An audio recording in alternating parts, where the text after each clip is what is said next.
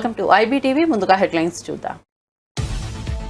కుప్పం పర్యటనలో ఉన్న చంద్రబాబు, ప్రసన్న తిరుపతి గంగమ్మ జాతరలో పాల్గొన్న చంద్రబాబు దంపతులు, అమ్మవారి విశ్వరూప దర్శనం చేసుకున్న బాబు, భువనేశ్వరి.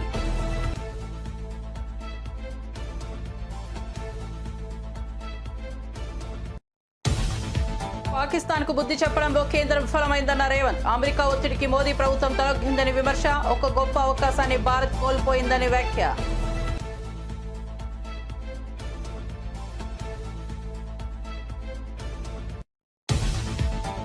కేసీఆర్ కు కాళేశ్వరం కమిషన్ నోటీసులపై కేటీఆర్ రియాక్షన్. నోటీసులు ఎన్ని ఇచ్చినా ధైర్యంగా ఎదుర్కొంటామన్న కేటీఆర్. కాంగ్రెస్ బీజేపీ నాటకంలో భాగంగానే కేసీఆర్ కు నోటీసులు వచ్చాయని వ్యాఖ్య.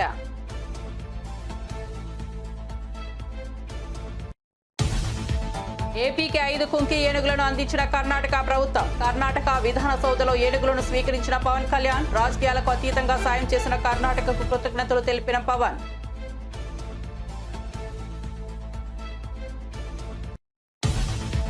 జూన్ 21న విశాఖకు ప్రధాని మోదీ. అంతర్జాతీయ యోగా దినోత్సవంలో పాల్గొనున్న ప్రధాని. సాగర్ తీరంలో ఏర్పాట్లపై హోంమంత్రి అయితే సమీక్ష. అధికారులతో కలిసి భద్రతా ఏర్పాట్ల పరిశీలన. సమన్వయంతో పనిచేయాలని ఆదేశం. తెలంగాణలో 5 రోజులు భారీ వర్షాలు. వారం ముందుగానే కేరళ తీరానికి నైరుతి రుతుపవనాలు. హైదరాబాద్ లో కుండపోత వర్షం. జిల్లాలో కూడా మోస్తరు నుంచి భారీ వర్షం.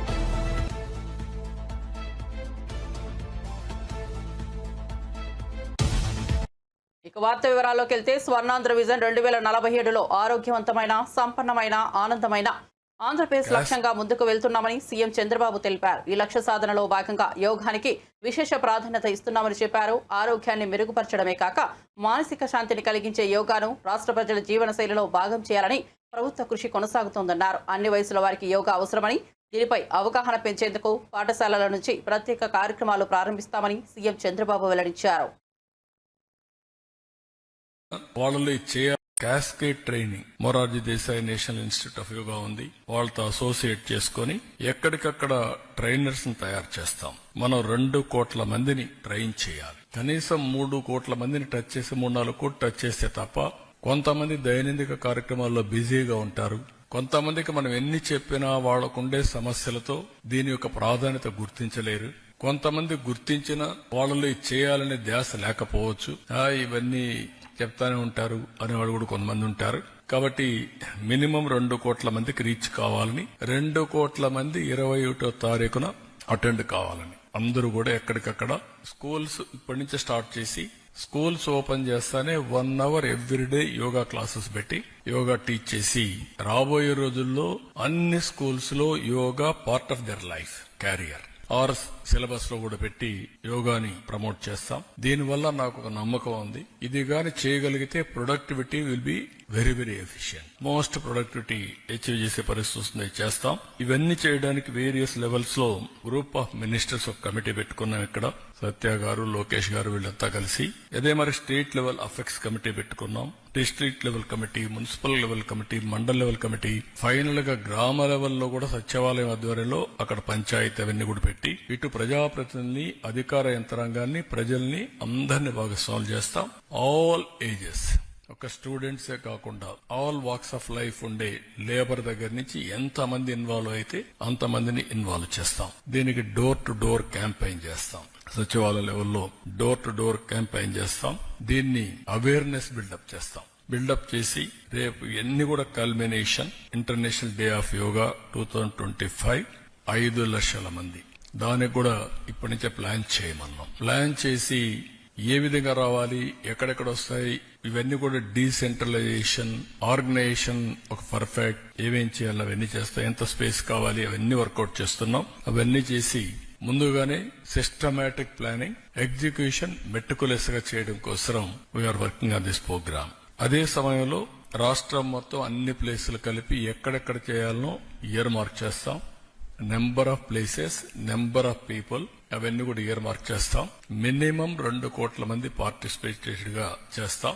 వాళ్ళల్లో కూడా లీడ్ చేయడానికి ఎవరెవరు ఈ కోర్సెస్ లో పాస్ అయ్యారో వారు లీడ్ చేస్తారు ఈ ఈవెంట్. అక్కడ కొంతమంది ఇక్కడికి వస్తారు, కొంతమంది గ్రామాల్లో కూడా లీడ్ చేస్తారు. స్కూల్స్ కావచ్చు, ఛాంపియన్స్ కింద పెడతాం. ఎవరైతే సర్టిఫికేట్ తీసుకొని ప్రాక్టీస్ చేసి వాళ్ళు బెటర్ గా టెస్ట్ చేసిన వాళ్ళందరినీ కూడా పెట్టి వాళ్ళ ద్వారా మిగిలిన ఒక లీడర్ గా పెట్టి టీం లీడర్ గా వాళ్ళ ద్వారా ఇవన్నీ చేస్తాం. ఇవన్నీ చేసి ఈ ఈవెంట్ ని రాబోయే రోజుల్లో మొత్తం ప్రపంచం అంతా అడాప్ట్ చేసుకుంటుంది. భారతదేశం ముందుంటుంది. ఆంధ్రప్రదేశ్ రాష్ట్రం ట్రెండ్ సెట్టర్ గా. చిత్తూరు జిల్లా కుప్పంలో గంగమ్మ జాతర సందర్భంగా ముఖ్యమంత్రి చంద్రబాబు నాయుడు తన భార్య భువనేశ్వరితో కలిసి తిరుపతి గంగమ్మను దర్శించుకున్నారు.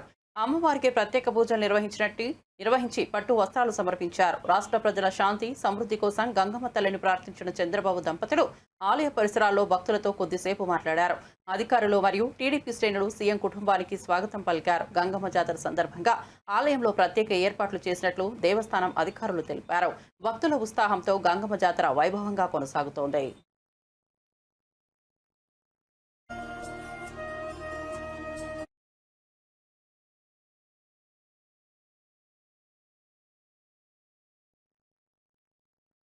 ఏపీ ఏజెన్సీ ప్రాంతంలో ఏనుగుల అల్లర్లు పెరుగుతుండటంపై డిప్యూటీ సీఎం పవన్ కళ్యాణ్ స్పందించారు. గ్రామాల్లోకి చొరబడి పంటలను నాశనం చేస్తున్న ఏనుగులు అడ్డు వచ్చిన ప్రజలపై దాడి చేస్తుండడం తీవ్ర ఆందోళన కలిగిస్తోంది. ఈ పరిస్థితిని కట్టడి చేయాలంటే కుంకి ఏనుగులను రంగంలోకి దించాలని పవన్ కళ్యాణ్ నిర్ణయించారు. అటవీ శాఖతో చర్చించి త్వరలోనే కుంకి ఏనుగులను ఏజెన్సీ ప్రాంతాల్లో మోహరించనున్నట్లు అధికార వర్గాలు వెల్లడించాయి. ప్రజల ప్రాణాలు, ఆస్తి, పంటల రక్షణ కోసం ఈ చర్య తీసుకుంటున్నట్లు పవన్ తెలిపారు. And the relationship between Karnataka and Andhra. Okay, sir. Okay, sir. Sir.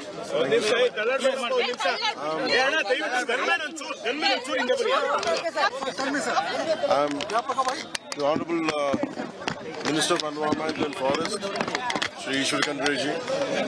When I came in last August, I have requested what Andhra Pradesh is facing for the last 30 years. And last 20 years we've been, we felt the need to mitigate elephant and man conflict and how to go about it. And Karnataka government has done an excellent job having more than 6,000 elephants and the land areas, the forest areas are the same, yet they have, the mitigation measures are excellent. And we sort of learning from Karnataka government. And that's how our PCC of Forest Department officials had conveyed it to me the moment I have taken charge as Forest Minister of Forest.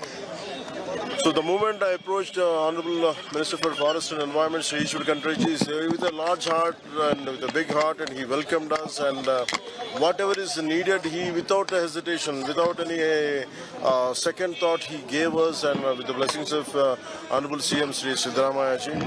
And it is a wonderful gesture, and we are grateful to it. And it is not just about apart from sharing of Kunki elephants, transferring of Kunki elephants, we also had a deeper knowledge sharing also, and 9 point knowledge sharing was also there, is also there. And I'm grateful to Honorable CM and Honorable Minister for. Do you see this as a new beginning between both of our states? Yeah, exactly. That's what even Honorable Deputy Chief Minister Shri Shivkumar ji also saying about Tungabhadra waters to speak to Honorable Chief Minister Shri Chandrababu Naidu ji of AP. And definitely I'll take this information, I'll take this, whatever the request has been put across, and I'll take it forward. I'll make sure that I'll mediate whatever is needed between both the states. How many elephants had you previously requested, and how many have No, in fact, we didn't request anything. I said this is what the conflict. It is with their large-heartedness. And even if it is 2 elephants, I think we are more than you. In fact, Honorable Minister and Chief Minister blessed us with 6 elephants, I think, to understand. In fact, we never had any idea. It's very difficult. We are seeking it. We can't demand. It's the only thing we conveyed, and with a large heart, he gave us 6 elephants, and 2 of them are about to come. And we're looking forward. And personally, one more time, I would like to convey that they will be taken care well. Personally, time to time, I'll look into the health of the elephants and how well they will be taken care. What special arrangements have you done for the elephants at your place, sir? And At place already a lot of training camps happened between Mahoots also came here. It's been happening for a long time. Because before transferring of elephants, Mahoots should be trained. I think around 25 to 26, 25 Mahoots have been trained already. And a lot of camps have been set up already. And that's what in fact, we had 2 Kunki elephants which have become old. sorry? We had 2 Kunki elephants. We have 2 Kunki elephants, but they have become old. They don't have the energy. That's why we sought for. This will be partly in Chittoor and partly in North Coastal Andhra. Telangana సచివాలయంలో భారతరత్న మాజీ ప్రధాని రాజీవ్ గాంధీ వర్ధంతిని పురస్కరించుకుని CM Revanth Reddy ఘనంగా నివాళులర్పించారు. ఆయన విగ్రహానికి పూలమాలలు వేసి స్మరణ కట్టారి నిర్వహించారు. రాజీవ్ గాంధీ దేశానికి అందించిన సేవలను ఈ సందర్భంగా సీఎం రేవంత్ గుర్తు చేశారు. ఐటీ విప్లవానికి బాటలు వేసిన దూరదృష్టి ఉన్న నాయకుడికి రాజీవ్ అని కొనియాడారు. కార్యక్రమంలో పలువురు మంత్రి, అధికారులు పాల్గొన్నారు.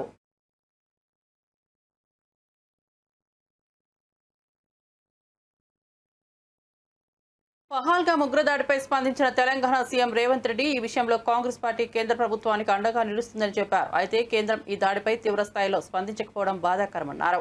గతంలో ఇందిరాగాంధీ పాకిస్తాన్కు శాశ్వత గుణపాఠం చెప్పిన విధంగా ఇప్పుడు బుద్ధి చెప్పాల్సిన అవసరం ఉందని స్పష్టం చేశారు. దేశంలో తీవ్రవాదాన్ని పూర్తిగా నిర్మూలించడంలో ఇందిరాగాంధీ చూపిన ధైర్యం, నాయకత్వం మనకు ఆదర్శమని తెలిపారు. ఉగ్రవాదంపై రాజీ లేకుండా కఠినంగా వ్యవహరించాలని కేంద్రాన్ని రేవంత్ కోరారు.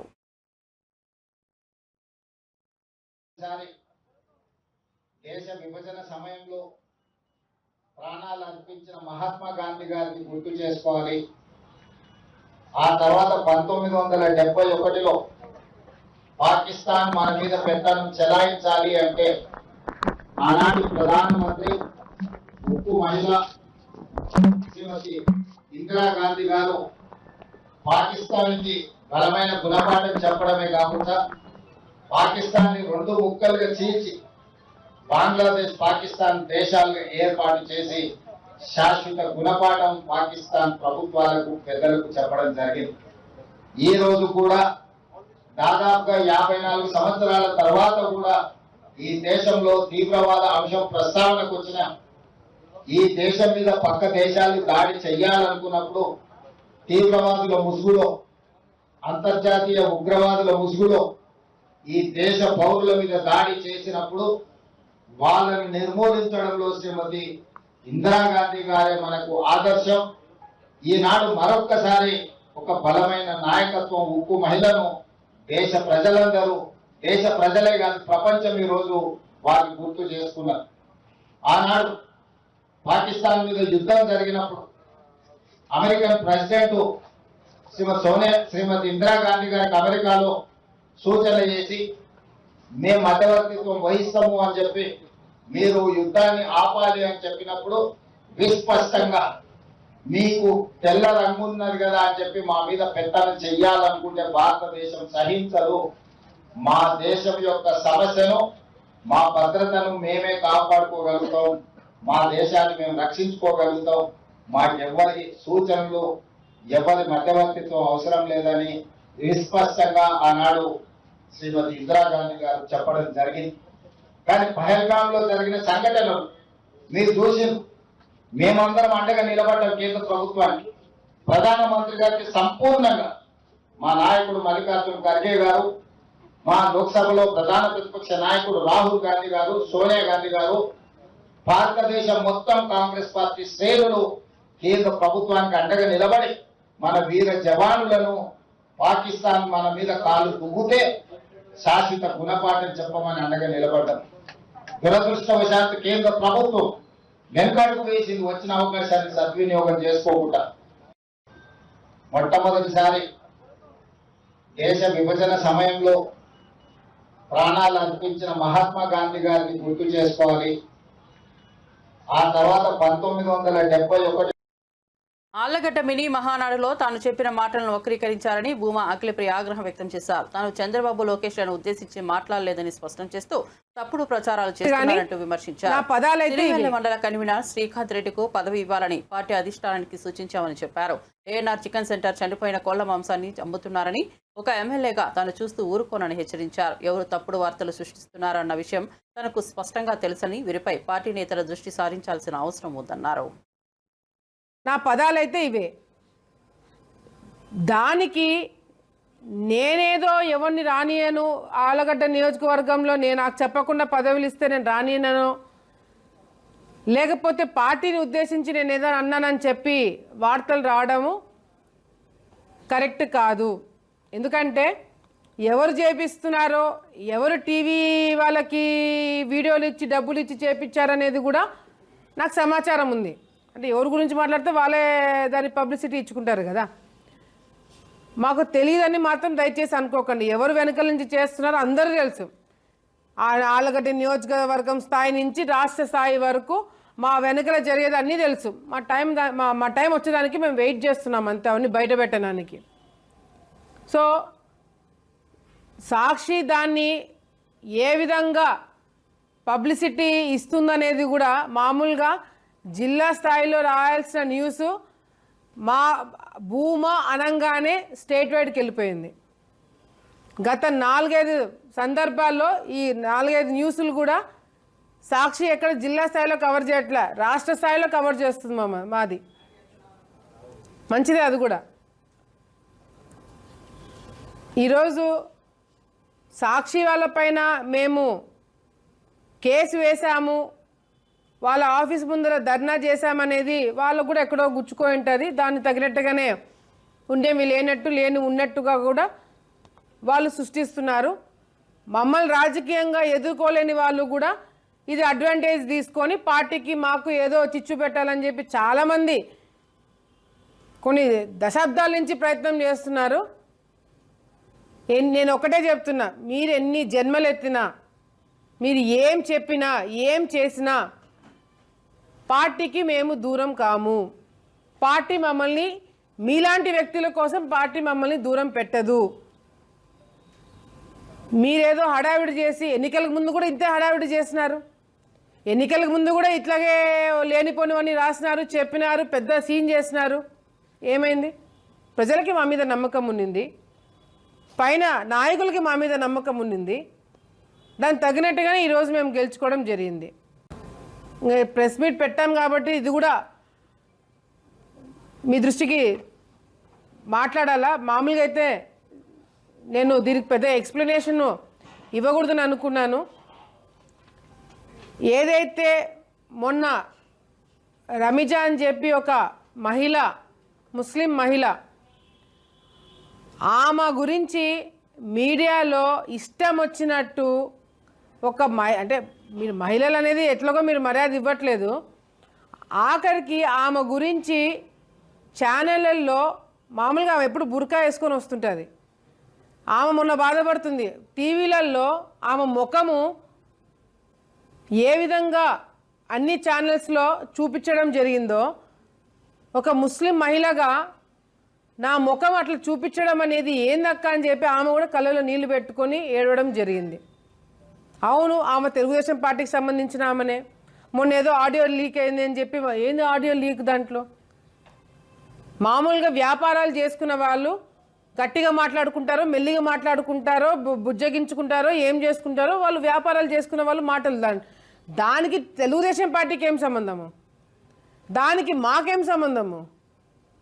ఎక్కడైనా ఆ ఆడియోలో తెలుగుదేశం పార్టీ గురించి కానీ లేదా నా పేరు తీసుకొని నాకు వాళ్ళ అండ ఉంది, నేను పలానా వ్యక్తిని, పలానా పార్టీకి సంబంధించిన వ్యక్తిని, నేను పలానా ఎమ్మెల్యేకి సంబంధించిన నేను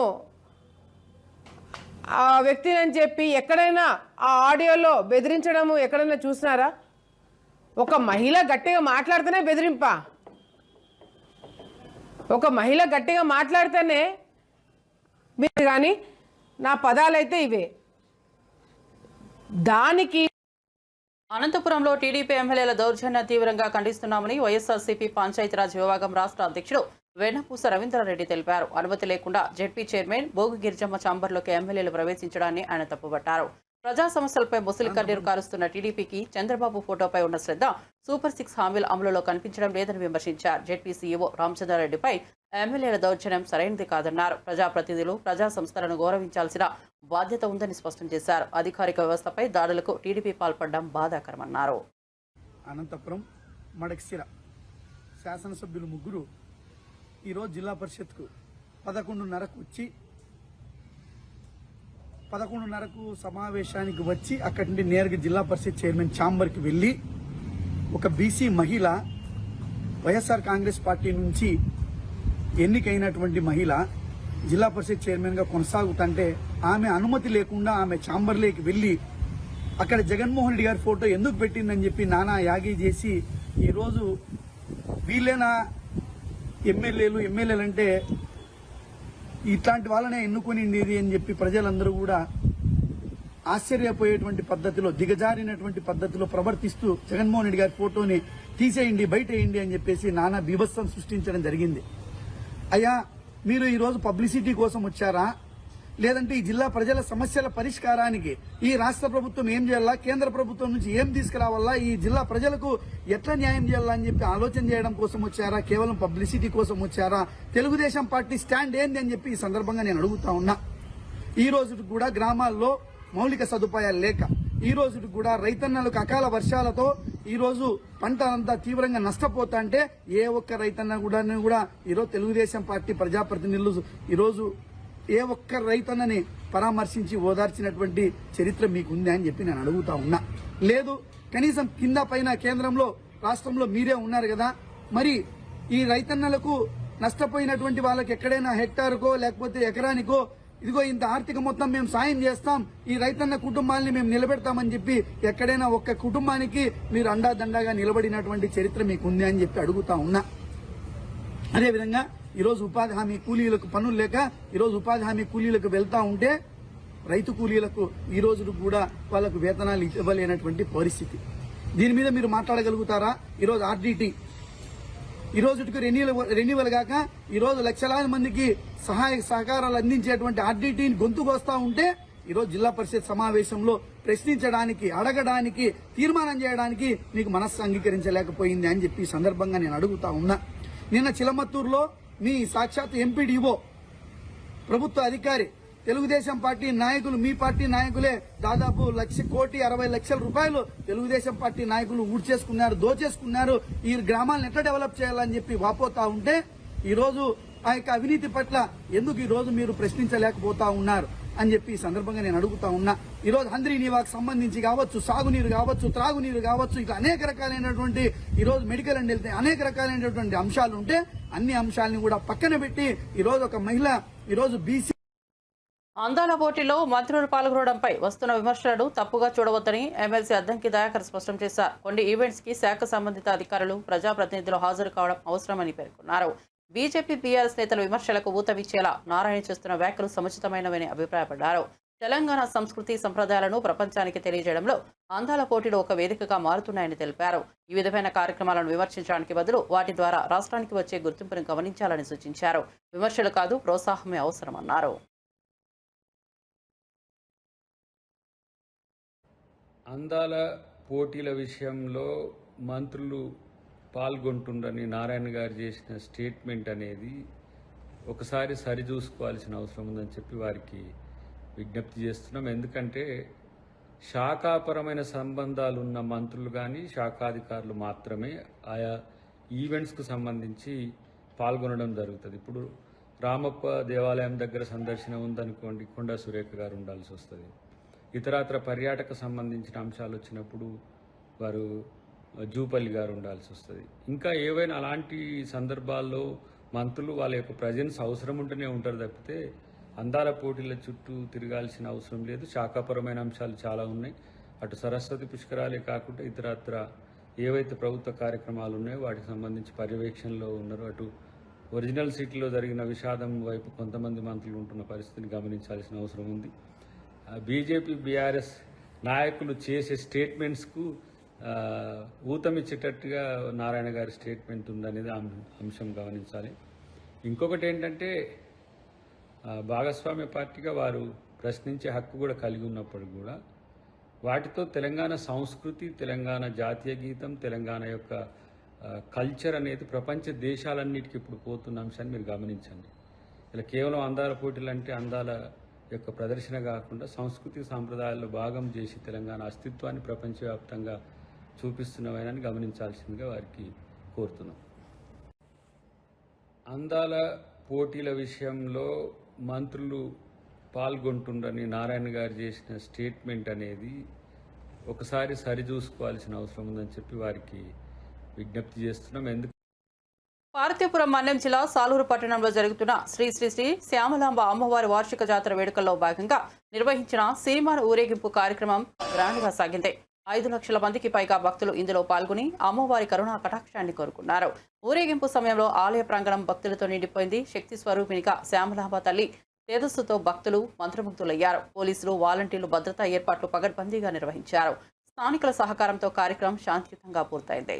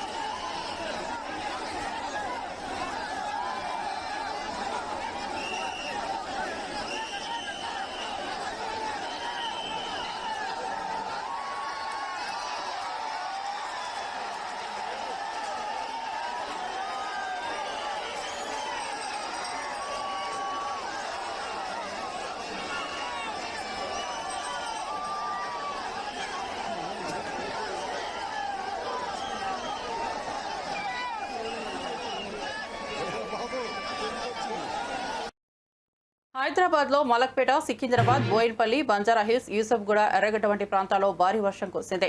వర్షం కారణంగా రహదారులపై భారీగా నీరు నిలిచిపోవడంతో వాహనదారులు తీవ్ర ఇబ్బందులు ఎదుర్కొంటున్నారు. పలుచోట్ల ట్రాఫిక్ నిలిచిపోయింది. దిల్సుఖ్ నగర్, సైదాబాద్, జూబ్లీహిల్స్, అమీర్పేట్, ఎస్ఆర్ నగర్ తదితర ప్రాంతాల్లో వర్షం ఎడతెరిపి లేకుండా కురుస్తోంది. అధికారులు ఎలాంటి అత్యవసర సేవలకు అడ్డంకులు ఏర్పడకుండా చర్యలు తీసుకుంటున్నారు. వర్షం కొనసాగుతుండటంతో నదులు, వాగుల పరివాహక ప్రాంతాల ప్రజలు అప్రమత్తంగా ఉండాలని సూచిస్తున్నారు. బులెటిన్ ముగించే ముందు హెడ్లైన్స్ మరోసారి చూద్దాం. కుప్పం పర్యటనలో ఉన్న చంద్రబాబు. ప్రసన్న తిరుపతి గంగమ్మ జాతరలో పాల్గొన్న చంద్రబాబు దంపతులు అమ్మవారి విశ్వరూప దర్శనం చేసుకున్న బాబు, భువనేశ్వరి.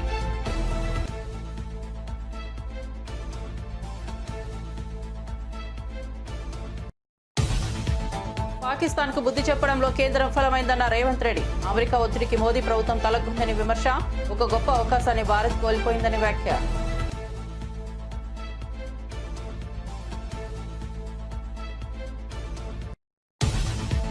కేసీఆర్ కు కాళేశ్వరం కమిషన్ నోటీసులపై కేటీఆర్ రియాక్షన్. నోటీసులు ఎన్ని ఇచ్చినా ధైర్యంగా ఎదుర్కొంటామన్న కేటీఆర్. కాంగ్రెస్, బీజేపీ నాటకంలో భాగంగానే కేసీఆర్ కు నోటీసులోని వ్యాఖ్య.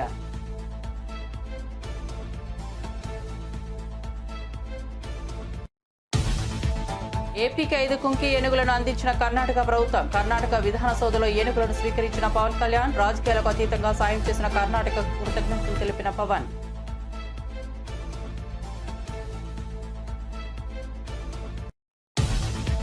జూన్ 21న విశాఖకు ప్రధాని మోదీ. అంతర్జాతీయ యోగా దినోత్సవంలో పాల్గొన్న ప్రధాని. సాగర్ తీరంలో ఏర్పాట్లపై హోంమంత్రి అనిత సమీక్ష. అధికారులతో కలిసి భద్రతా ఏర్పాట్ల పరిశీలన. సమన్వయంతో పనిచేయాలని అధికారులకు ఆదేశం. తెలంగాణలో 5 రోజులు భారీ వర్షాలు. ఈసారి వారం ముందుగానే కేరళ తీరానికి నైరుతి రుతుపవనాలు. హైదరాబాద్లో కుండపోత వర్షం. జిల్లాలో కూడా మోస్తరు నుంచి భారీ వర్షం.